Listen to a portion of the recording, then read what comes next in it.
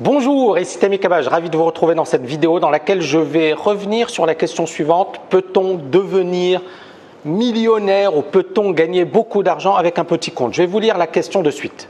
Donc c'est une question qui m'a été posée par Stéphane. Bonjour Monsieur Kabaj, voilà, ça fait un moment que je vous suis, que j'admire tout ce que vous nous donnez et je les applique au max pour mieux me forger. Seulement voilà, vous dites souvent qu'il faut démarrer avec une grosse somme d'argent pour ou être assez bien financièrement parlant pour avoir un bon capital. Mais en gros, ce que je voudrais savoir, c'est si je commence avec un petit capital, une faible somme, on ne peut pas gagner des millions plus tard. Voilà, merci pour tout ce que vous faites et bonne continuation dans vos projets et bonne année 2016. C'est une excellente question, je vous retrouve dans 2 secondes. À tout de suite.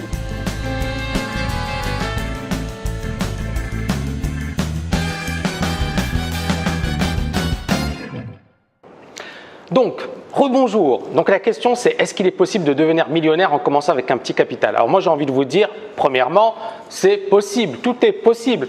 C'est déjà arrivé dans le passé, on a vu déjà des traders comme Tom Baldwin, comme Michael Marcus, qui ont commencé avec un petit capital et qui effectivement sont devenus millionnaires. Tom Baldwin, il a commencé avec 25 000 $, il avait une femme enceinte, il avait quitté un boulot dans lequel il n'était pas super payé, il a commencé sur le pit de Chicago et puis avec son petit capital, avec bien évidemment ses problèmes personnels, il a réussi à transformer ce petit capital en $1 million à la fin d'une année et puis c'est devenu l'un des plus grands traders du pit de Chicago. Michael Marcus également, bon, il s'est ruiné à plusieurs reprises. À un certain moment, il a été recruté par Commodities Corp qui lui a confié 30 000 $. Et ces 30 000 $, il les a transformés en 80 millions de dollars en l'espace de 10 ans, quelque chose comme ça. Bref, on voit que c'est déjà arrivé et qu'on est capable effectivement de faire des choses extraordinaires, même avec peu de moyens. Et d'ailleurs, je vais vous dire une chose, on n'a pas besoin d'avoir des moyens extraordinaires pour effectivement devenir riche ou pour réussir dans la vie ou pour réussir certaines belles choses. D'ailleurs, quand on a trop de moyens, parfois effectivement, ça nous pousse à la paresse. Maintenant, moi encore une fois, j'essaie effectivement d'être réaliste. Est-ce que vous avez déjà vu un footballeur devenir un grand footballeur en travaillant ou en opérant dans des petits clubs, en n'investissant pas en lui, en ne travaillant pas le process? Est-ce qu'un footballeur est devenu un grand footballeur en 6 mois, en 1 an? Encore une fois, Messi n'est pas devenu Messi comme ça du jour au lendemain. Ça lui a demandé des années et des années et des années de travail. Et pour ne pas faire de jaloux, Ronaldo non plus. Ils ont commencé très jeunes, ils se sont entraînés, ils avaient envie de réussir. Et puis bien évidemment, ils avaient des objectifs, ils ont un entraînement poussé et ils répètent leur routine tous les jours. Et ils opèrent surtout dans des clubs de premier plan et je peux vous dire que ces clubs ne laissent rien au hasard. Ils ont des médecins, ils ont des entraîneurs, ils ont des coachs attitrés. Tout est fait pour qu'ils opèrent au meilleur niveau. Donc l'idée elle est là, c'est si vous voulez réussir, il faut s'en donner les moyens. Donc si vous vous dites ok, il suffit d'avoir 1 000 $, encore une fois soyez réaliste. Si vous pensez qu'il suffit d'avoir un petit montant pour devenir très bon, ok, allez-y, moi je vous dis allez-y, chiche. Mais je pense qu'à un certain moment, il faut investir en soi. Il faut effectivement épargner. C'est comme le gars qui effectivement se dit je vais utiliser un capital de 1 000 $ ou de 1 000 €, mais qui n'a pas de bonne station de trading, qui n'a pas de bons outils, qui n'opère pas de manière efficace, qui n'a pas de bons courtiers, qui a des courtages très élevés. Bref, il n'a aucune chance, et je dis bien aucune chance de réussir. Donc pour moi, encore une fois, la réussite, ça demande de votre part beaucoup de moyens, beaucoup d'investissements en temps, en argent, et bien évidemment sur soi-même, d'accord? Essayez en permanence de s'améliorer, essayez en permanence de se hisser au meilleur niveau. Donc, numéro 2, devenir riche avec un petit capital, c'est possible, ça c'est déjà fait. Mais comment et dans quelles conditions ça peut réussir? Moi, je pense qu'effectivement, ça peut réussir dans les marchés où la conjoncture est extrêmement favorable. Par exemple, vous êtes face à en début de bulle. En début de bulle technologique, vous aviez des actions qui valaient 1 $ et qui ont explosé, qui ont atteint 50, 100 $, donc qui ont été multipliées par 100. Donc quelqu'un qui a 1 000 $, qui investit sur la bonne action, ça peut se transformer en 100 000 $, voire même plus. Quand je dis x 100, il y a des actions qui ont fait du x 500, x 600. Donc vous imaginez. Donc effectivement, j'ai 1 000 $, ça devient 100 000 $, 500 000 $, etc. Maintenant, il faut être sur le bon marché, au bon moment, et puis bien évidemment croire dans son idée.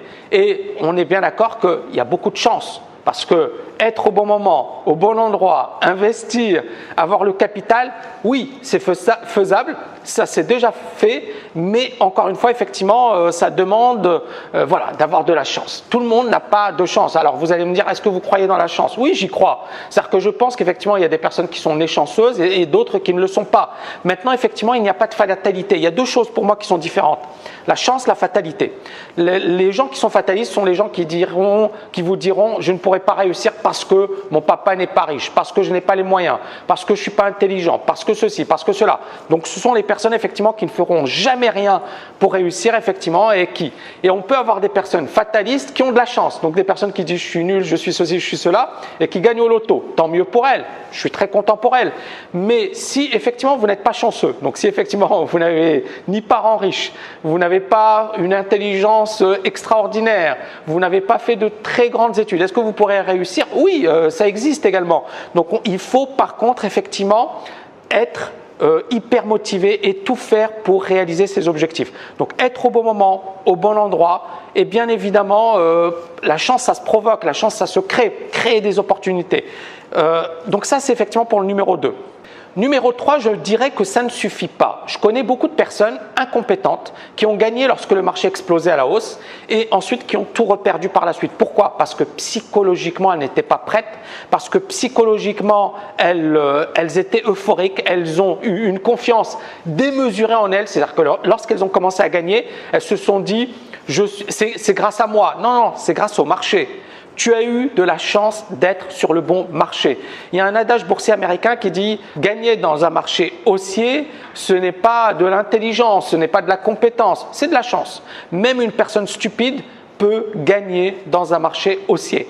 Par contre, c'est beaucoup plus difficile de gagner dans un marché beaucoup plus compliqué. Et je pense que justement, l'objectif, votre objectif en tant que trader, ça va être de développer les compétences nécessaires et de solides compétences justement pour faire face à ces marchés compliqués parce que si vous êtes capable de vous relever après les marchés compliqués, ce sera encore plus facile dans les marchés faciles, euphoriques où c'est beaucoup plus facile de gagner de l'argent.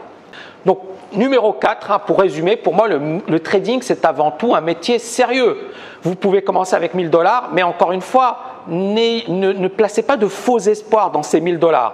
Dites-vous que le plus important, c'est de développer les compétences, c'est de travailler sur la durée et puis de travailler le process. Est-ce que, et je reviens encore une fois sur le sport, est-ce qu'un joueur de tennis, au bout de 6 mois, il va dire « ça y est, je suis prêt à affronter Federer ou Nadal ?» Si un joueur de tennis vient vous voir et vous dit « Ok, bonjour, dans 6 mois, je serai numéro 1 au niveau mondial du tennis », qu'est-ce que vous allez faire? Vous allez lui rire au nez. Donc en trading, dites-vous que c'est comme un sport de haut niveau. Vous allez affronter les meilleurs de la planète, les plus brillants génies de la planète, les meilleurs physiciens, les meilleurs mathématiciens. Et croyez-moi, ils ne sont pas là pour vous faire des cadeaux. Donc, soit effectivement, vous le comprenez et vous vous dites « Ok, je suis face à des gens qui sont très bons. Avec des gens qui sont très bons, je vais arriver avec mes petits 1000 $ et je vais dire « Ok, coucou, je vais être meilleur que toi avec 1000 $. » Alors que lui, il a une armée d'analystes, il a une armée de chercheurs, il est bon, il est hyper intelligent, il a des commissions très faibles, il est capable de prendre une position alors que vous êtes à peine en train de cligner de l'œil. Donc, ils ont une rapidité, une capacité d'exécution qu'un particulier n'a pas. Donc à partir de là, pour véritablement pouvoir vous confronter à eux, vous devez d'être bon. Et si vous n'êtes pas bon, oubliez le trading. Donc pour résumer, si votre objectif c'est de gagner de l'argent avec 1000 $ et vous dites je veux gagner 1000 $, avec 1000 $ je veux devenir millionnaire, il y a un problème dès le départ. C'est quoi? C'est qu'effectivement vous êtes focalisé sur l'argent. Pour moi, je pense que le plus important, et je pense encore une fois parce que voilà, il n'y a pas de certitude, mais moi, ma conviction, c'est que les 1000 $, c'est avant tout pour développer des compétences solides et pour devenir bon. Bien évidemment, vous pourrez devenir excellent, mais bien évidemment, c'est tout à fait possible de le faire avec un petit capital. Mais ne vous focalisez pas sur l'argent, sur le gain, focalisez-vous sur le process. Parce que le reste, ça se fera naturellement. Quand Federer joue, il ne joue pas pour gagner de l'argent, il joue pour être le meilleur de la planète. Quand Djokovic joue, il ne joue pas pour de l'argent, il joue pour devenir le meilleur de la planète. Maintenant, est-ce qu'il gagne de l'argent? Énormément d'argent. Mais est-ce que lorsqu'il joue un match, il pense à l'argent? Non, il pense à son match. il pense à être le meilleur, il pense à gagner son adversaire. Et le fait de gagner son adversaire, ça lui rapporte beaucoup d'argent, tant mieux pour lui. Mais vous voyez le raisonnement, et c'est ce raisonnement que vous devez d'acquérir. Un raisonnement de pro, pas un raisonnement d'amateur. J'espère que vous avez aimé cette vidéo, n'oubliez pas de la liker, je vous dis à très bientôt.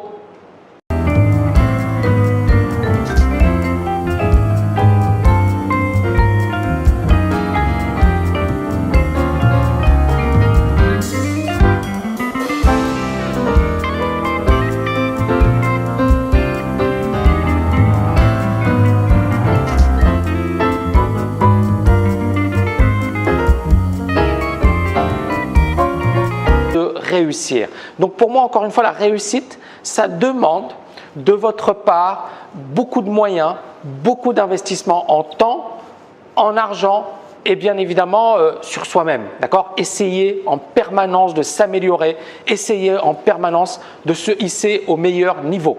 Donc, numéro 2, devenir riche avec un petit capital, c'est possible, ça c'est déjà fait. Mais comment et dans quelles conditions ça peut réussir? Moi, je pense qu'effectivement, ça peut réussir dans les marchés où la conjoncture est extrêmement favorable. Par exemple, vous êtes face à en début de bulle. En début de bulle technologique, vous aviez des actions qui valaient 1 dollar et qui ont explosé, qui ont atteint 50, 100 dollars, donc qui ont été multipliées par 100. Donc quelqu'un qui a 1000 dollars, qui investit sur la bonne action, ça peut se transformer en 100 000 dollars, voire même plus. Quand je dis x 100, il y a des actions qui ont fait du x 500, x 600. Donc vous imaginez. Donc effectivement, j'ai 1000 dollars, ça devient 100 000 dollars, 500 000 dollars, etc. Maintenant, il faut être sur le bon marché, au bon moment, et puis bien évidemment croire dans son idée. Et on est bien d'accord qu'il y a beaucoup de chance parce que être au bon moment, au bon endroit, investir, avoir le capital, oui, c'est faisable, ça c'est déjà fait, mais encore une fois, effectivement, ça demande voilà, d'avoir de la chance. Tout le monde n'a pas de chance. Alors vous allez me dire, est-ce que vous croyez dans la chance? Oui, j'y crois. C'est-à-dire que je pense qu'effectivement, il y a des personnes qui sont nées chanceuses et d'autres qui ne le sont pas. Maintenant, effectivement, il n'y a pas de fatalité. Il y a deux choses pour moi qui sont différentes. La chance, la fatalité. Les gens qui sont fatalistes sont les gens qui vous diront, je ne pourrai pas réussir parce que mon papa n'est pas riche, parce que je n'ai pas les moyens, parce que je ne suis pas intelligent, parce que ceci, parce que cela. Donc ce sont les personnes effectivement qui ne feront jamais rien pour réussir effectivement et on peut avoir des personnes fatalistes qui ont de la chance. Donc des personnes qui disent je suis nul, je suis ceci, je suis cela et qui gagnent au loto. Tant mieux. Bonjour, ici Tammy Cabage, ravi de vous retrouver dans cette vidéo dans laquelle je vais revenir sur la question suivante. Peut-on devenir millionnaire ou peut-on gagner beaucoup d'argent avec un petit compte? Je vais vous lire la question de suite. Donc c'est une question qui m'a été posée par Stéphane. Bonjour Monsieur Cabage, voilà, ça fait un moment que je vous suis, que j'admire tout ce que vous nous donnez et je les applique au max pour mieux me forger.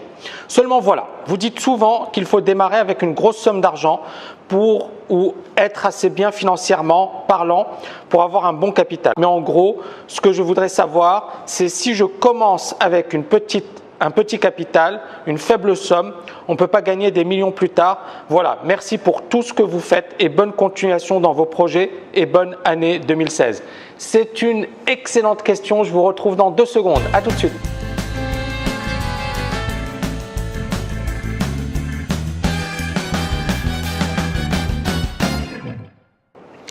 Donc, rebonjour. Donc la question c'est est-ce qu'il est possible de devenir millionnaire en commençant avec un petit capital? Alors moi j'ai envie de vous dire, premièrement, c'est possible, tout est possible.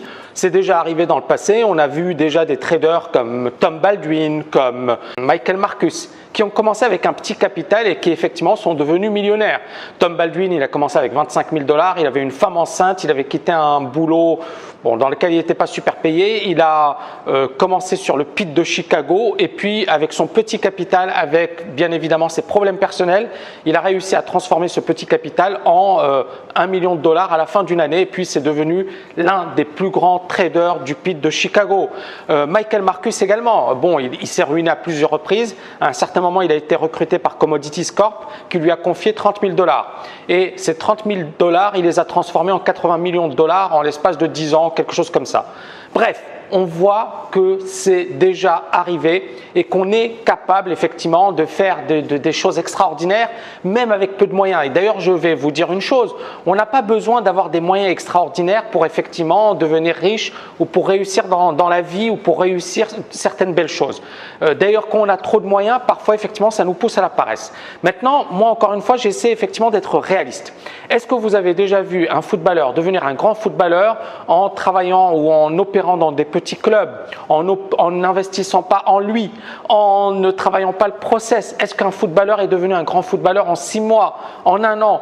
Encore une fois, Messi n'est pas devenu Messi comme ça du jour au lendemain. Ça lui a demandé des années et des années et des années de travail. Et pour ne pas faire de jaloux, Ronaldo non plus. Ils ont commencé très jeunes, ils se sont entraînés, ils avaient envie de réussir.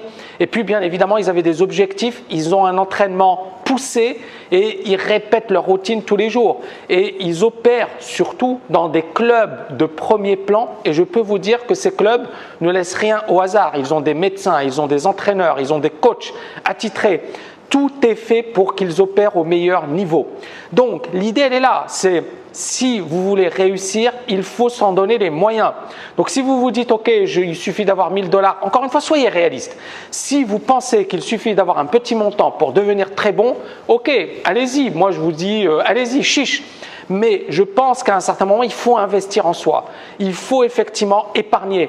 C'est comme le gars qui effectivement se dit je vais utiliser un capital de 1000 $ ou de 1000 €, mais qui n'a pas de bonne station de trading, qui n'a pas de bons outils, qui n'opère pas de manière efficace, qui n'a pas de bons courtiers, qui a des courtages très élevés. Bref, il n'a aucune chance, et je dis bien aucune chance pour elle. Je suis très content pour elle. Mais si effectivement vous n'êtes pas chanceux, donc si effectivement vous n'avez ni parents riches, vous n'avez pas une intelligence extraordinaire, vous n'avez pas fait de très grandes études, est-ce que vous pourrez réussir? Oui, ça existe également. Donc il faut par contre effectivement être hyper motivé et tout faire pour réaliser ses objectifs. Donc être au bon moment, au bon endroit et bien évidemment la chance ça se provoque, la chance ça se crée, créer des opportunités. Donc ça c'est effectivement pour le numéro 2. Numéro 3, je dirais que ça ne suffit pas. Je connais beaucoup de personnes incompétentes qui ont gagné lorsque le marché explosait à la hausse et ensuite qui ont tout reperdu par la suite. Pourquoi? Parce que psychologiquement, elles n'étaient pas prêtes, parce que psychologiquement, elles étaient euphoriques, elles ont eu une confiance démesurée en elles. C'est-à-dire que lorsqu'elles ont commencé à gagner, elles se sont dit « c'est grâce à moi ». Non, non, c'est grâce au marché. Tu as eu de la chance d'être sur le bon marché. Il y a un adage boursier américain qui dit « Gagner dans un marché haussier, ce n'est pas de l'intelligence, ce n'est pas de la compétence, c'est de la chance. » Même une personne stupide peut gagner dans un marché haussier.